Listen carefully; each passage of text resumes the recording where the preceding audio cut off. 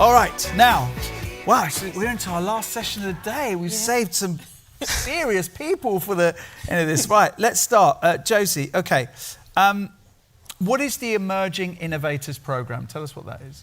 Great. Well, I would just like to say that I've got 2 emerging innovators next to me as well. So this is part of our 2025 cohort. So amazing. They're great. Yeah, I know. Yeah. So the Emerging Innovators programme it came out of Beyond wanting to broaden its network and its reach to under 30s. Because looking at sort of our data and everything, it felt like there was a little bit of a gap there. So we did quite a bit of research, very fast-paced research, and trying to reach out to our networks that we had. And we decided to have people nominating people that they're aware of that are under 30 and work across the creative sector to recognise sort of innovation within creativity and research and, the broad spectrum of it. Well, Emmanuella, let's start with you. Just tell us about the Emerging Innovator programme to you, how it's helped you. I mean, it's incredible. We were talking about it a little bit earlier, but I really think a lot of times when you talk about innovation or where the industry's at, there's a lot of work, conversation on like pathways for early career, but very rarely do you get like intentional opportunities to really elevate how someone can go from someone who might be mid-career or kind of re-established in their work. And I think this really speaks to the place I'm in now. I think having been here for, doing the work that I've done for about 12, 13 years, I've also found myself in a space where I'm really kind of taking it to a level where I'm trying to, I'll talk about it a bit more tomorrow for those who come to the takeover. Yeah. But I really think there's something really important about being able to give a chance to explore what those new, I was going to say innovations, but what those new kind of like systems looks like. What does it mean to really build in community? What does it really look to be really intentional? But also, what are those unknown unknowns? And I think for me, I feel really honoured. Like the matchmaking as part of the programme, we get matchmaked with like a mentor, and that's just been like absolutely spot on. I've got like Nihal, and like just from the start, just energy-wise, it's been really perfect in terms of someone who really understands your work, but also values kind of how it fits into some of the challenges we have been faced in our industry and what the future could look like when we give people opportunity to really kind of take stuff to the next step.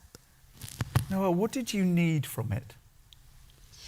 Because it's quite interesting, sometimes you're given that support and they'll present you things that maybe you didn't even know you needed, that you weren't even thinking about. But what were the things that you thought, I need help in this area? I think for me it's sort of connection. The interesting thing with the Emerging Innovators is that we're networking both with our mentors and the mentees at the same time. And having been a part of Beyond Conference last year, I think the major difference between the 2 years has been being able to be in a room full of people similar to my age, but also having that industry access of meeting people that are 20, 30 years along that sort of pathway. And it's made me realise that I'm able to connect with creatives from such different industries in such innovative ways, I guess. And I really appreciated that community this year so much. It's great. Brilliant. Emmanuella, what were the questions you asked? I mean, I think the questions that I am currently still asking is like, what does it mean to, like, what is the role of the creative sector and culture and storytelling in a world that has exceeding kind of climate and structural challenges it's facing? Like, what does it mean to build resources and tangible toolkits that can really leverage a future that needs to think differently and needs to kind of embrace risk differently?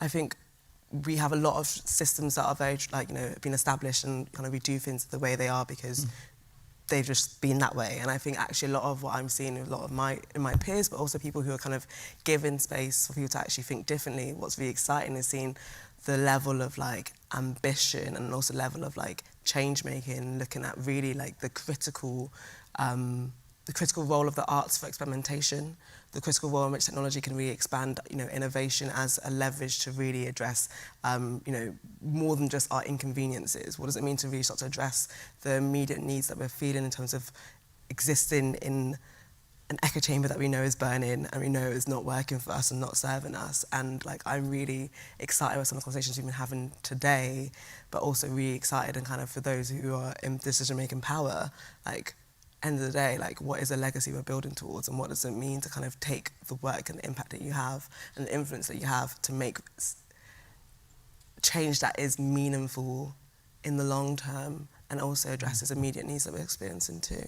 Sometimes, I guess it's quite difficult to understand what the legacy will look like when you're in it, right? Like, because you need distance to understand that. I think that's why having people like these things is important, having people like fresh voices in these spaces, having an opportunity to kind of bring new talent, I say new, people who, from different levels of, I guess, experience, but having people's varied perspectives is what's so important, because I think absolutely you're right. It's really hard when you're in it to really see that, and that's why there's so much value when you give people opportunities who are thinking differently, who are oftentimes in a space that they're not being platformed, so they're actually doing lots of like building already by themselves, lots of DIY, and that's actually where a lot of the innovation lies, like kind of when you're like in the outskirts. But then we need that also to find a way to be leveraged and like invested into too. Noelle, what's the best advice you've been given during this process? It may have been lots. You know.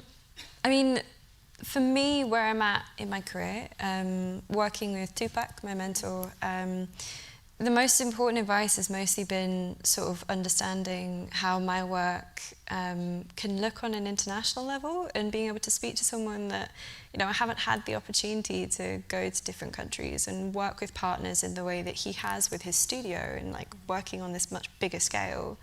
And it's just been really interesting, not necessarily like asking questions, but just having conversations and understanding like, oh, this is how this works, this is how this structure is, this is how your shows function and your role in those shows.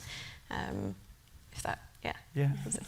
Just to be clear, every time I see you, I'm going to annoy you by asking you when your song Crush is going to be released.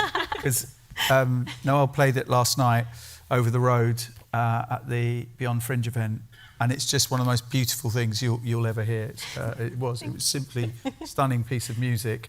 And yeah, I'm just going to harass you until your lawyers say, stop asking about Crush. Okay, Josie, for those people kind of taking part or want to access the programme, how do you access this programme? Well, there's what's going on at Beyond. Yes. So tomorrow we've got our Emerging Innovators Takeover, Amazing. Which is in Studio 3 throughout the afternoon. That's going to be a really interesting setup. So we've got a handful of presentations. Emmanuella's one of them, which is going to lead on to a roundtable discussion talking about, it's talking about innovation and sort of you're broadening that description of innovation, because I think actually people that are newer in the industry are taking things a lot more broadly. So we'll be discussing that, and we'll be discussing early career experiences. That's going to roll over into a reverse mentoring workshop, which I'm really excited about. This is an opportunity for our young creatives that will be arriving and emerging innovators to feedback and say what they want to be heard, and also what changes they want, which is really important, I think. We're also inviting any industry leads that come to that. They can pledge an action if they'd like as well. Beyond as well. So this programme will still be running as well. People can get involved in lots of ways. There'll be nominations again, there'll be mentoring opportunities again, and also just anyone who's interested in partnering up, or if you've got a cohort of young people that you think you would work for this programme, just, find me. I'm easy to spot, so, yeah. That's incredible. It's incredible work, and it's great to hear how you... Because quite often, people will use young people's voices in order to be performative about that they're doing something, right? Mm-hmm. And then more than one occasion, I've spoke to young people afterwards who felt that at the point at which it stopped, they were just let go, mm-hmm. and they were just ignored. From your perspectives, Noelle and Emmanuella, how do you make sure that that doesn't happen? I'll start with you, Emmanuella, to make sure that when someone offers you a programme and says this, that they're not just talking a good game.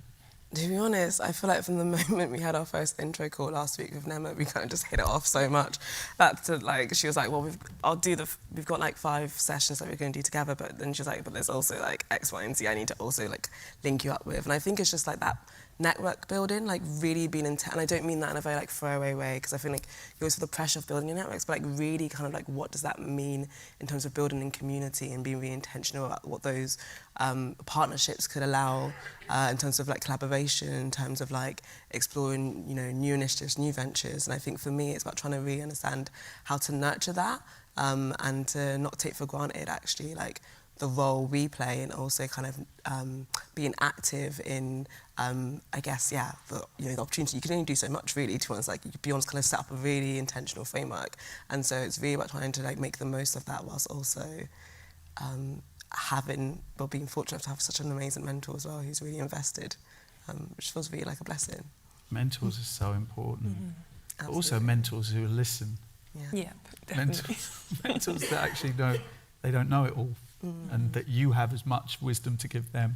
And I think to even add to having sustaining it as well, like I think what I'm particularly looking at is like it's for building something that can then be self-sustaining. So it's about understanding the long-term vision of what you're actually working to. So it's about kind of being interjected at a key stage that allows for that kind of, you know, additional growth, but additional kind of strategic intention long-term as well.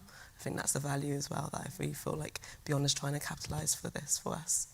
And just to pick up quickly on the mentor, I think it's really important to note that I think the mentors are getting a lot from it as well. I think there's really important knowledge sharing that's happening in this programme, and I think we've had that built into it from the start, that it's a two-way thing and it's an important part. I mean, what Beyond can offer, a big thing that we can offer, is this incredible network that we've got.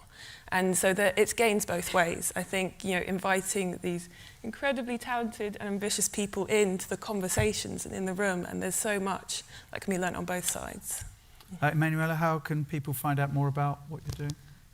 You can follow me at Emmanuella.Morsi, and then you can have access to my website, which is emmablakeMorsi.co.uk, and that just has some of my projects as well. And Noelle? You can find me on all socials at Noelle, no.